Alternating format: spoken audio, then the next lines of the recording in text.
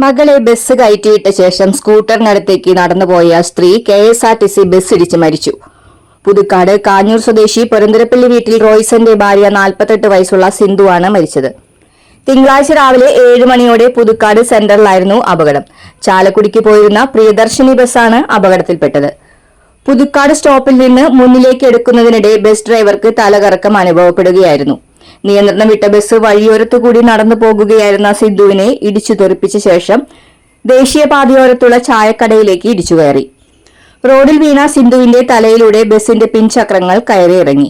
Bus പാഞ്ഞു വരുന്നത് കണ്ട് ചായക്കടയുടെ മുൻപിൽ നിന്നിരുന്ന ആൾക്ക് ഓടി മാറുന്നതിനിടെ വീണ് പരിക്കേറ്റു.